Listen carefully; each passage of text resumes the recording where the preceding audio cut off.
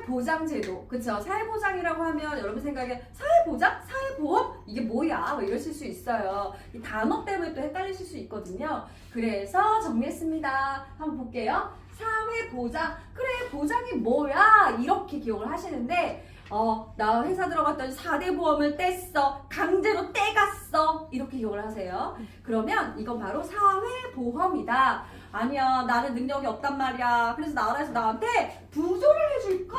이렇게 공공부조이고요. 나 필요해요. 이것저것 서비스 좀 도와주세요. 특정 대상에게 서비스를 해주는 것을 우리가 사회 서비스라고 해요. 이렇게 먼저 크게 가닥을 잡고요. 사회보험이다. 그러면 사회보험, 4대 보험.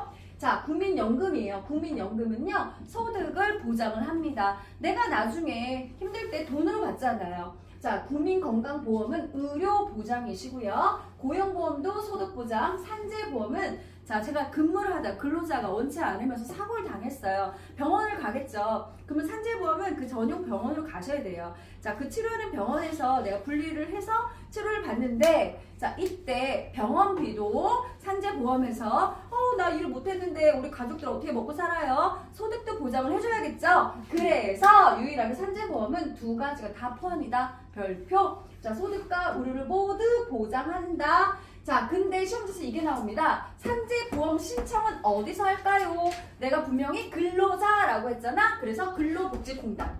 이렇게 암기를 하시면 되시겠어요. 자, 가장 기본적인 건 요거고요. 자, 공공부조는요. 나는 요새 수입이 없어. 먹고 살기가 힘들어. 뭐 어떻게 먹고 살아? 그냥 기초생활을 원해. 자, 이렇게 기억을 하세요. 그래서 국민기초생활보장은요, 생계급여예요. 내가 아주 최고의 생활이 아니라 최저를 위한 소득보장이다. 자, 의료급여예요. 건강보험하고 다르죠. 여기는 내가 낸 보험료예요. 하지만 의료급여는요, 나라에서 나를 위해서 비용을 지원을 해주는데 1종과 2종으로 나누게 됩니다. 자, 그래서 의료급여는 이렇게, 자, 사회서비스는 노인이나 아동이나 장애인분들에 대해서 복지에 대한 서비스를 제공을 하고 있고요.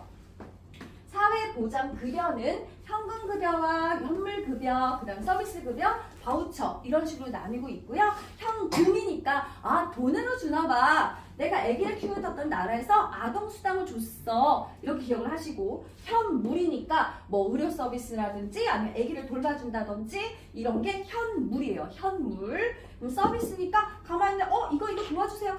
나 상담도 받아보고 싶어요. 아니면 재활하는데 좀 도와주세요. 아기를 좀 돌보는 걸 알아봐 주세요. 이런 건 서비스 급여. 바우처라고 하는 건 이용자가 선택을 해서 저 여기에서 혜택 받을 수 있는 게 뭐죠? 하는 거죠. 이건 바로 바우처라고 합니다. 자, 또 하나는 제가 국민건강보험 같은 경우 직장가입자와 지역가입자로 나뉘잖아요.